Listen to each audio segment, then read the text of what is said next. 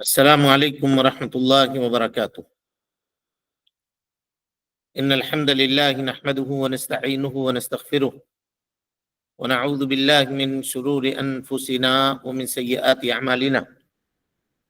من يهده الله فلا مضل له ومن يضلل فلا هادي له، وأشهد أن لا إله إلا الله وحده لا شريك له، وأشهد أن محمدا عبده ورسوله. أما بعد، فإن خير الحديث كتاب الله، وخير الهدي هدي محمد صلى الله عليه وسلم، وشر الأمور محدثاتها، وكل محدثة بدعة، وكل بدعة ضلالة، وكل ضلالة في النار. محترم حاضرین، سامعین و سامعات، ناظرین و ناظرات، تربیت اولاد کے سنہرے اصول کے عنوان پر منعقد کیے گئے اس درس میں ہم آپ تمام حضرات کا خیر مقدم کرتے ہیں، اور اللہ رب العالمین سے یہ دعا کرتے ہیں کہ اللہ تعالی ہم سب کے مل بیٹھنے کو قبول فرمائے، علم دین، علم نافع سیکھنے، اس کے مطابق عمل کرنے، اس کی دعوت عام کرنے، اور اس راستے میں آنے والی مصیبتوں کے اوپر اللہ رب العالمین ہم سب کو صبر کی توفیق نصیب فرمائے۔ اولاد کے تربیت کے تعلق سے گفتگو چل رہی تھی کہ اس کے جسمانی صاف صفائی کا لحاظ رکھنا بھی تربیت کے اندر داخل ہے اور ماں باپ کی ذمہ داری ہے۔ جب بچہ چھوٹا ہے تو اس وقت ماں باپ کی ذمہ داری ہے، اور ان چیزوں میں آپ کے سامنے بات آئی تھی، حضرت عبداللہ ابن عباس رضی اللہ تعالی عنہما کہتے ہیں کہ یہ 10 چیزیں فطرت کی ہیں، اور جن میں سے 5 کا تعلق انسان کے سر سے ہے اور 5 کا تعلق انسان کے جسم سے ہے، اور ان میں سے ایک مسئلہ جو تھا وہ ختنے کا معاملہ بھی تھا۔ اسی طرح سے حضرت عبداللہ ابن عباس رضی اللہ عنہما سے ایک اثر نقل کیا جاتا ہے، کہتے ہیں کہ وہ آدمی جو غیر مختون ہو، یعنی مردوں میں غیر مختون ہو، جس کا ختنہ نہیں کیا گیا ہو، لا تقبل لہ صلاۃ، اس کی نماز قبول نہیں ہوتی، ولا تؤکل لہ ذبیحہ، اگر وہ کسی جانور کو ذبح کرے تو اس کو نہیں کھایا جائے گا، ولا یجوز لہ شہادہ، اور وہ کوئی گواہی دے تو اس کی گواہی قبول نہیں ہوگی۔ یہ اثر ہے، لیکن درست اور صحیح بات یہ ہے کہ اس طرح کی کوئی بات صحیح نہیں ہے۔ اس کی نماز بھی صحیح ہوگی، اور اس کا ذبیحہ بھی کھایا جائے گا، اور اس کی گواہی بھی درست ہوگی۔ کیوں ایسا؟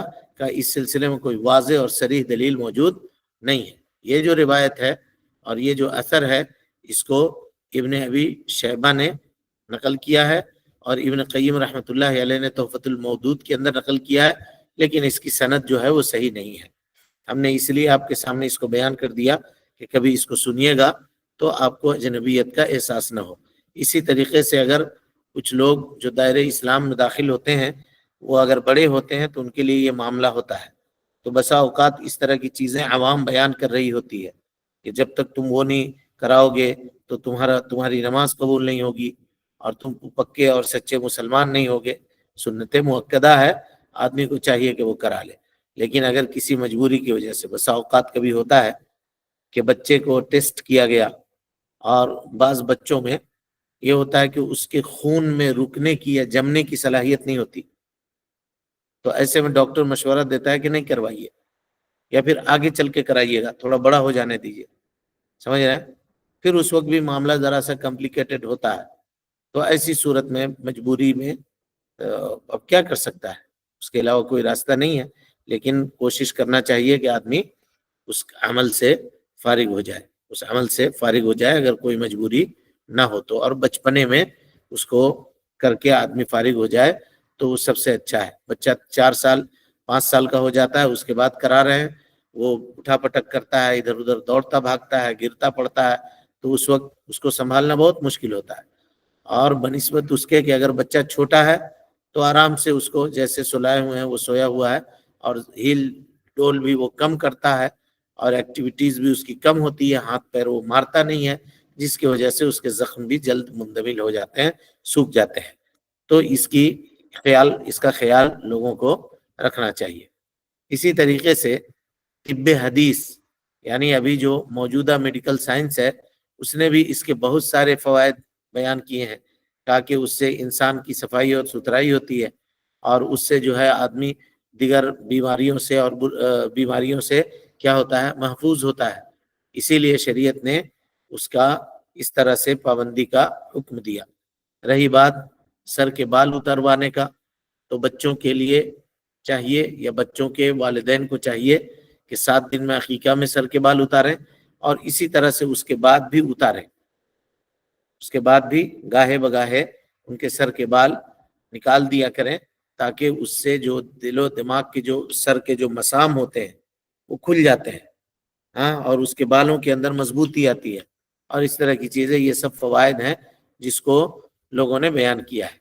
اور یہی وجہ ہے، دیکھیے یہ نظافت ہی کا تو معاملہ ہے کہ اللہ کے نبی صلی اللہ علیہ وسلم نے 7ویں دن عقیقہ کرنے کا حکم دیا، اور عقیقہ کے ساتھ ساتھ بال کے نکالنے کا بھی حکم دیا، عقیقہ کے ساتھ ساتھ بال نکالنے کا بھی حکم دیا۔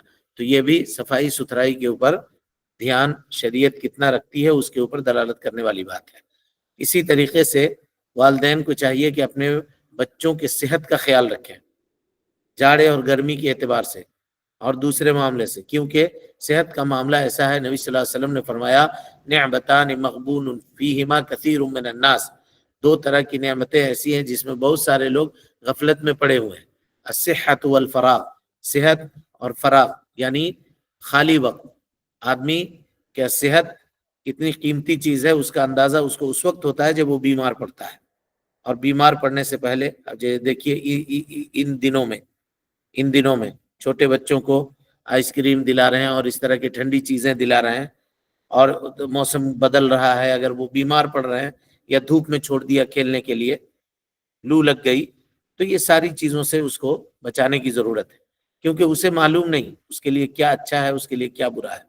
تو اگر والدین کو اس مسئلے میں سختی کرنے کی ضرورت پڑے تو سختی بھی کرنی چاہیے، تاکہ اس کی صحت کا خیال رہ سکے، اس کی صحت کا خیال رہ سکے۔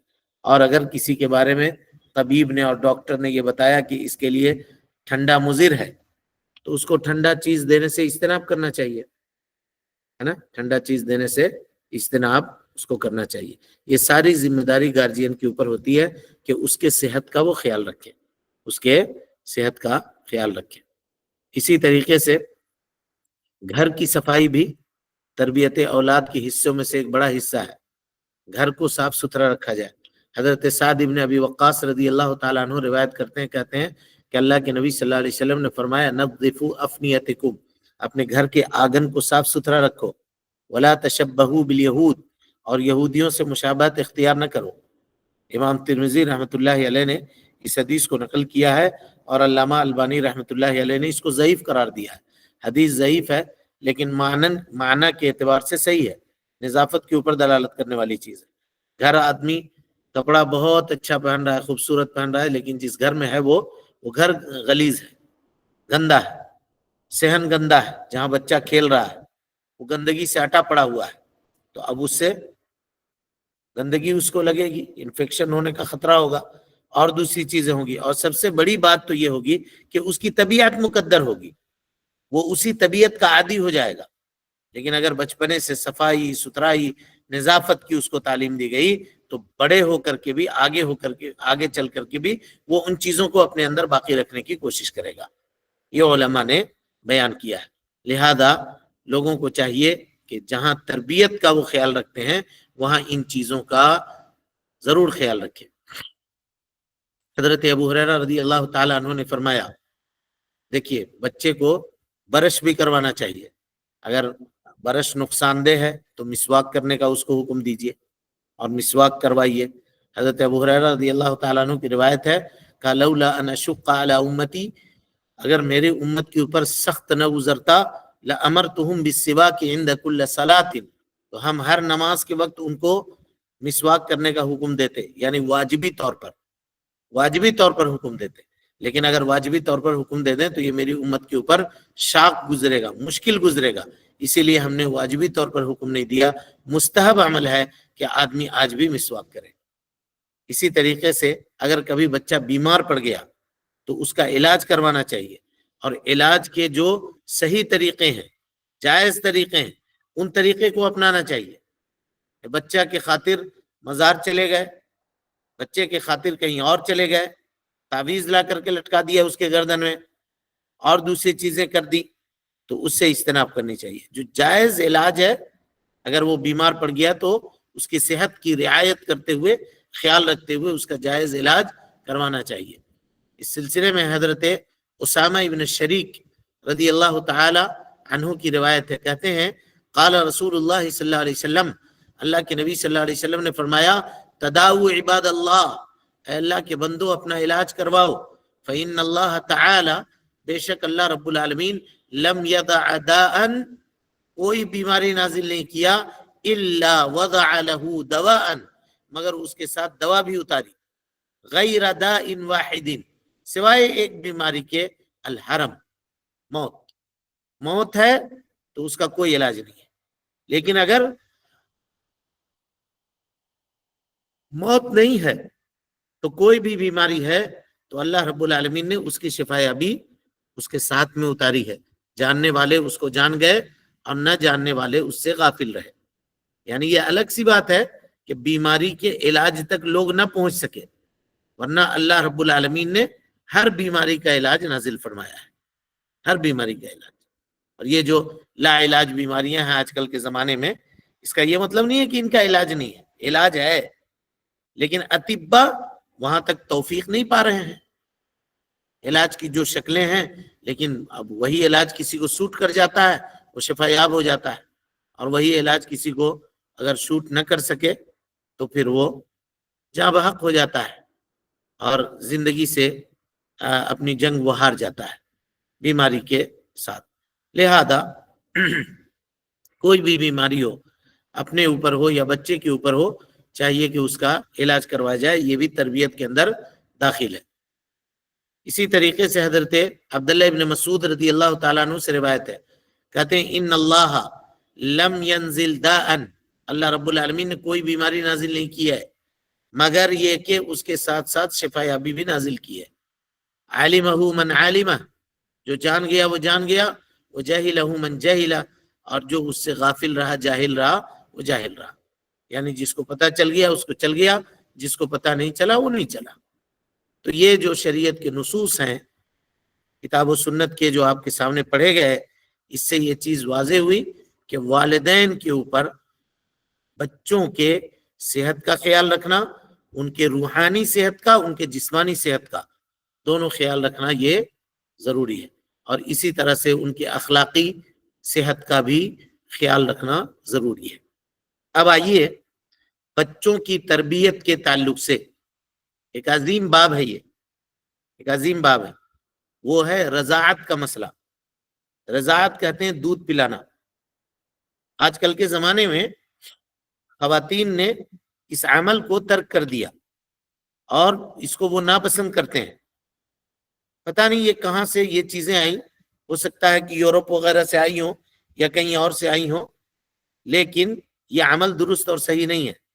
ایسا کر کے وہ خود بھی اپنے آپ کو بیماریوں کے حوالے کرتی ہیں اور اپنے آپ کو خطرات کے دہانے پر لے جا کر کے جھونکتی ہیں۔ یہ جان لیجئے اللہ رب العالمین نے جو چیز فطرت میں متعین کی ہے، اسی میں ہمارے لیے دنیا کے اعتبار سے بھی، آخرت کے اعتبار سے بھی خیر ہے۔ اگر اس میں ہم کوتاہی اور کمی کرتے ہیں تو ایسی صورت میں ہم مجرم ہوں گے، ہم مجرم ہوں گے، اور اللہ رب العالمین کے سامنے ہماری باز پرس کی جائے گی۔ تربیت اولاد کے اصول میں سے ایک اصل یہ بھی ہے کہ ماں باپ اس کے رضاعت کا انتظام کرے۔ رضاعت کہتے ہیں 2 سال کی مدت میں بچے کی غذا جو ہوتی ہے وہ دودھ ہوتی ہے، تو اگر وہ اپنی ماں کا دودھ پی رہا ہے تو ایسی صورت میں یہ اس کے لیے رضاعت ہوگی، یا اس کے علاوہ کسی اور کا دودھ پی رہا ہے تو جو بھی ہو، اس کے غذا کا جو انتظام ہو، اسے چاہیے کہ وہ غذا کا انتظام کیا جائے، غذا کا انتظام کیا جائے، چاہے اس کی ماں اس کو دودھ پلائے یا اس کے ماں کے علاوہ کوئی دوسرا اس کو دودھ پلائے، یا اس کو جو مارکیٹ میں دودھ وغیرہ ملتے ہیں وہ پلایا جائے۔ اللہ رب العالمین نے ماؤں کو یہ حکم دیا ہے، بچوں کے ماؤں کو یہ حکم دیا ہے کہ وہ انہیں دودھ پلائیں 2 مکمل سالوں تک، یعنی 2 سال تک۔ لمن اراد ان یتم الرضاعہ، کہا جو تم میں کا آدمی چاہے وہ رضاعت کی اس مدت کو پوری کرے، اس لیے کہ اسے معلوم ہونا چاہیے کہ شریعت نے جو مدت اس کے لیے متعین کی ہے، اور جو شریعت کا جو آئیڈیل مدت جس کو آپ کہہ سکتے ہیں، تمام وجوہ سے فائدہ مند، صحت کے اعتبار سے، جسمانی صحت کے اعتبار سے، نفسانی صحت کے اعتبار سے، ذہنی صحت کے اعتبار سے، اس کے جسم کو مضبوطی فراہم کرنے کے اعتبار سے، اس کے نشو و نما کے اعتبار سے، اور جدید میڈیکل سائنس نے بھی اس کو ثابت کیا ہے کہ بچے کے صحت کے لیے سب سے بہترین غذا اس زمانے میں کچھ ہے تو وہ ماں کا دودھ ہے، لیکن لوگوں نے آج اس سے اپنا دامن چھڑانا شروع کر دیا۔ یہ بات کسی بھی قیمت پر درست اور مناسب نہیں ہے، بلکہ ابن قیم رحمۃ اللہ علیہ لکھتے ہیں کہ اگر خاتون کے ساتھ کچھ معاملہ ہے اور اس کو اس سلسلے میں کمی ہے تو اسے چاہیے کہ وہ اپنا علاج کروائے، بلکہ ان غذاؤں کا استعمال کرے جن غذا سے وہ اپنے طفل کے لیے یا اپنے بچے کے لیے نشو و نما اور کھانے پینے اور اس کی پرورش و پرداخت کا انتظام کر سکے۔ کہا والوالدات یرضعن اولادہن حولین کاملین، کچھ لوگ یرضعن کو کہتے ہیں کہ یہ امر کا صیغہ ہے، خبر کی شکل میں آیا ہے، وجوب کے اوپر دلالت کر رہا ہے۔ کچھ لوگوں نے کہا کہ نہیں، واجب نہیں ہے، سنت مؤکدہ ہے، چاہیے ماں باپ کو کہ ایسا کریں، ہے نا، ماں باپ کو یعنی ماں کو، اور ماں باپ ہم اس لیے کر رہے ہیں کہ ماں اپنی مرضی سے اگر یہ چاہے کہ ہم اپنے بچے کو دودھ نہیں پلائیں گے، نہیں کر سکتی، نہیں کر سکتی، یہاں تک کہ اس کے والد کا مشورہ ہو، اور والد اگر کہیں کہ نہیں اب چھوڑا دو، وقت ہو گیا ہے، وقت نہ ہوا ہے، اس سے پہلے وہ کہیں کہ اب چھوڑا دو، تو بغیر ماں کی اجازت کے یا ماں کے اوپر سختی نہیں کر سکتے کہ اب چھوڑا دو۔ یہ ایسا معاملہ ہے جو مشترک ہے، اولاد کا حق جو ہے ماں باپ کے درمیان مشترک ہوتا ہے، دونوں کے آپسی مشورے سے اس چیز کو طے کیا جائے گا۔ یہاں شریعت نے زبردست طریقے سے بچوں کے حقوق کا دفاع کیا ہے، کہا کہ نا کوئی ایک آدمی اس سلسلے میں فیصلہ نہیں لے سکتا، اور دو آدمی مل کر کے اگر کسی مسئلے میں فیصلہ لیں گے تو وہ غلطی سے دور رہیں گے اور غلطی سے بچنے والے رہیں گے، غلطی سے بچنے والے۔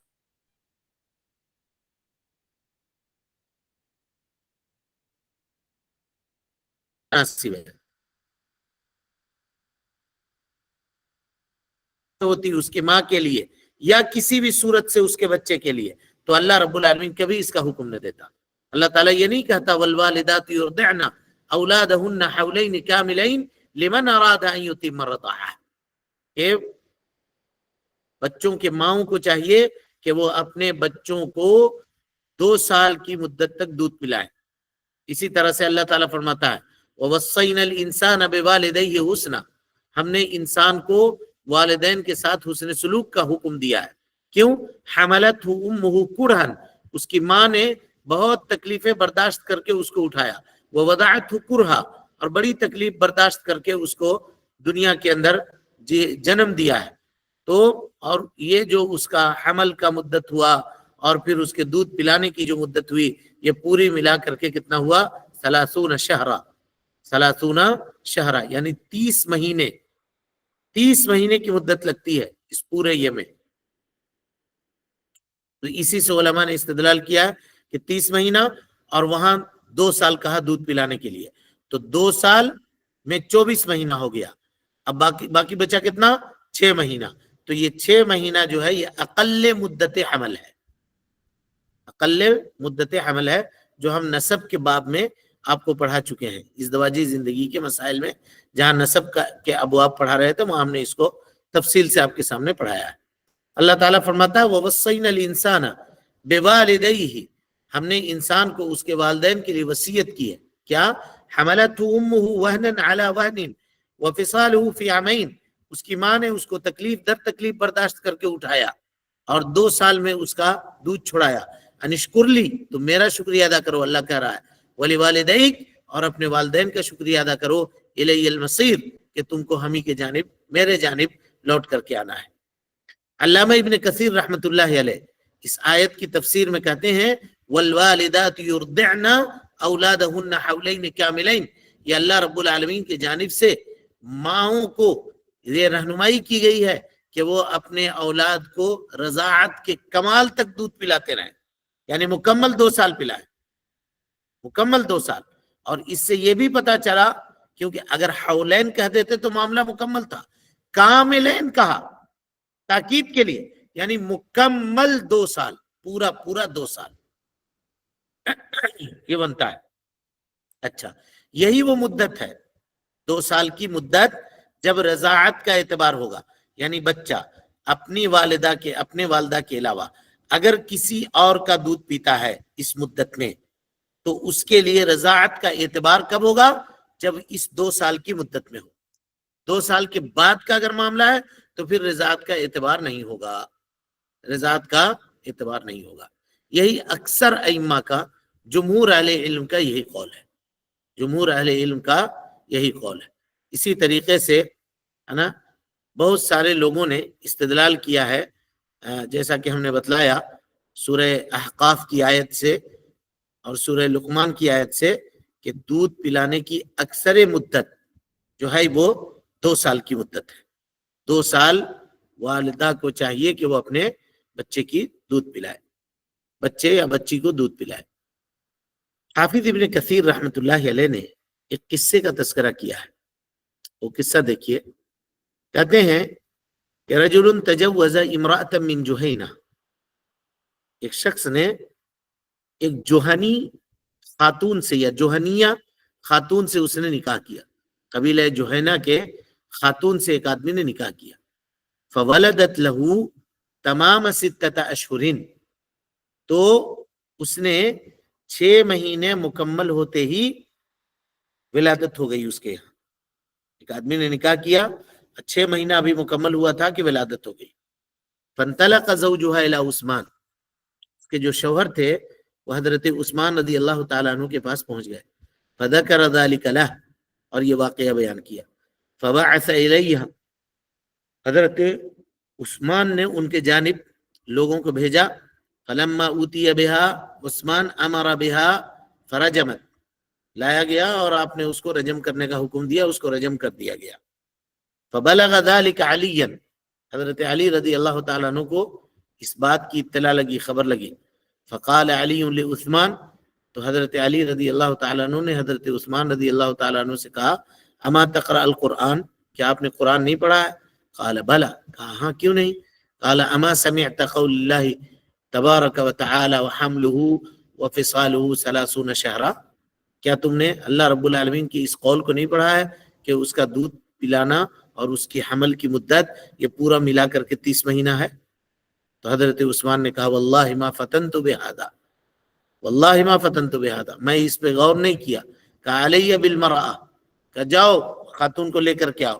فوجدوها قد فرغ منها، تو کہا کہ لوگ اس سے فارغ ہو چکے تھے، یعنی اس کو سزا دے دی جا چکی تھی، سزا اس کو دے دی جا چکی تھی۔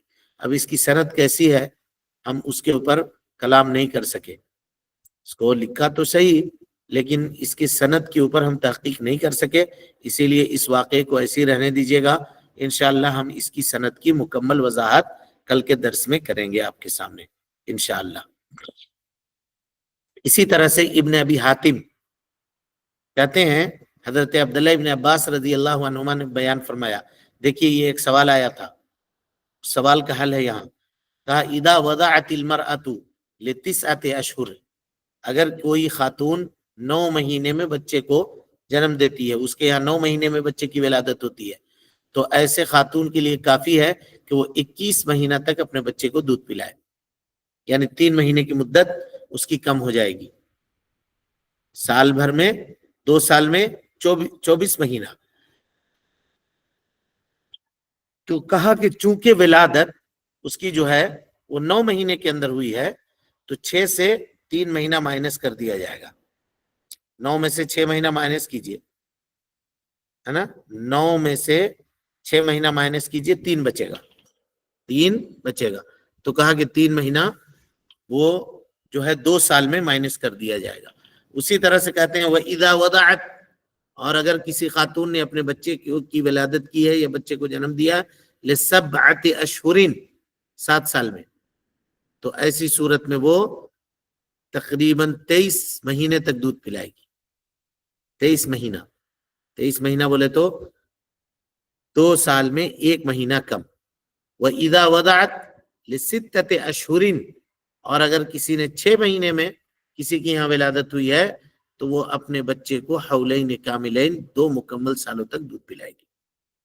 اس لیے کہ اللہ تعالیٰ فرماتا ہے وَحَمْلُهُ وَفِصَالُهُ 30 شَهْرًا، بچے کا اٹھانا لینا اور اس کو جدا کرنا یعنی دودھ چھڑانا، یہ پورا کا پورا پروسیس جو ہے وہ 30 مہینے کے اندر مکمل ہوتا ہے.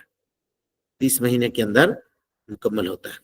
اسی طرح سے ہم نے کہا کہ اگر کوئی اس سے پہلے چھڑانا چاہے تو اس میں طرفین کی رضامندی جو ہے وہ ضروری ہوگی. طرفین کی رضامندی ضروری ہوگی. رضاعت ثابت کب ہوگی جی؟ رضاعت کب ثابت ہوگی؟ تو یہ بات تو آ گئی کہ 2 سال کی مدت میں جو دودھ پینے کی مدت ہے بچے کی.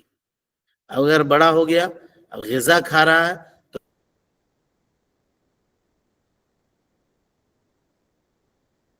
اگر کسی خاتون کا اس نے دودھ پیا اور ذرا سا پیا تو کیا کرائٹیریا ہے اس میں کہ رضاعت کو ثابت کریں گے یا نہیں کریں گے؟ یہ ایک مسئلہ ہے.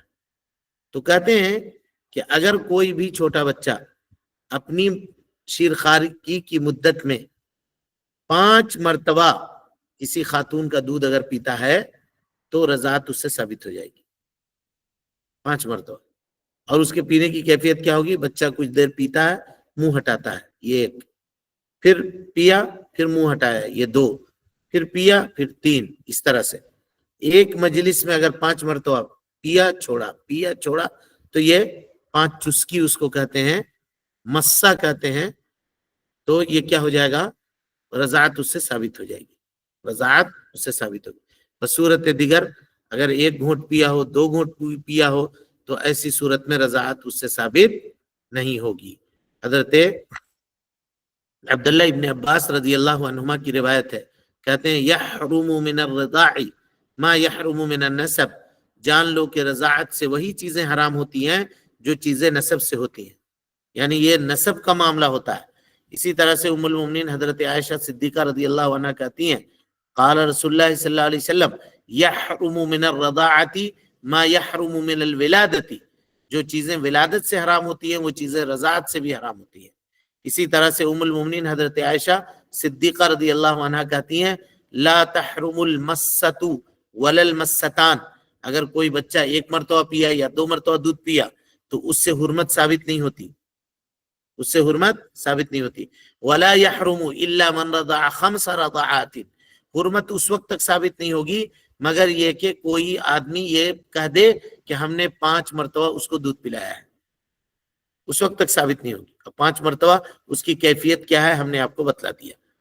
ام المؤمنین حضرت عائشہ صدیقہ رضی اللہ عنہ کہتی ہیں کان فیما انزل من القرآن، شروع میں جو قرآن مجید کے اندر نازل ہوا 10 رضعات معلومات، 10 گھونٹ میں یا جس کو 10 چسکی آپ کہیے گا اس میں رضاعت ثابت ہوتی تھی. ثم نسخنا ب5 معلومات، پھر اللہ رب العالمین نے 5 کو منسوخ کر دیا. فتوفی رسول اللہ صلی اللہ علیہ وسلم، اللہ کے نبی صلی اللہ علیہ وسلم دنیا سے وفات پا گئے. وَهُنَّ فِي مَا يُتْلَى مِنَ الْقُرْآنِ، اور یہ قرآن مجید میں یہ آیت تلاوت کی جاتی تھی. ام المؤمنین حضرت عائشہ صدیقہ رضی اللہ عنہ کہتی ہیں کہ اللہ کے نبی صلی اللہ علیہ وسلم نے فرمایا انظرنا من اخوانکن، اپنے بھائیوں کو دیکھو، فإنما الرضاعة من المجاعة، یعنی ہر کوئی رضائی بھائی تمہارا نہیں ہوگا، بلکہ رضاعت کب ثابت ہوگی؟ مجاعت کے عالم میں. اور مجاعت کس کو کہتے ہیں؟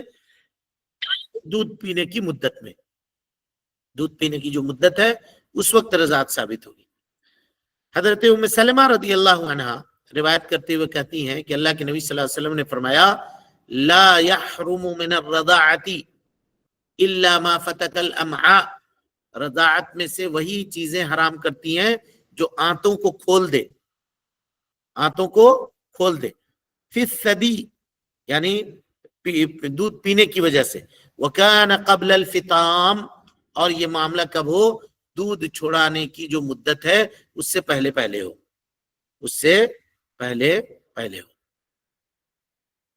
اور ماں باپ کے لیے کسی بھی طرح سے یہ جائز نہیں ہے کہ بچے کو وہ کچھ بھی نقصان پہنچائے۔ اب اس کے بعد رضاعت کے کچھ مسائل باقی ہیں، انشاءاللہ آئندہ کے درس میں ہم اس کی وضاحت کریں گے، اور پھر حضانہ کے مسائل کا ذکر کریں گے کہ کس طرح سے ماں باپ کی ذمہ داری ہوتی ہے کہ وہ بچے کو اپنے ساتھ رکھیں اور کیسے رکھیں اور کس طرح سے ان کی پرورش کریں۔ اللہ رب العالمین سے دعا ہے کہ وہ ہم سب کو حسن عمل کی توفیق دے، ہم سب کی اصلاح فرمائے، نیکیوں کو قبول کرے، سیئات سے درگزر فرمائے، جب تک زندہ رکھے دین اسلام پہ زندہ رکھے، اور جب اٹھائے ایمان پہ اٹھائے۔ آمین۔ وآخر دعوانا ان الحمدللہ رب العالمین۔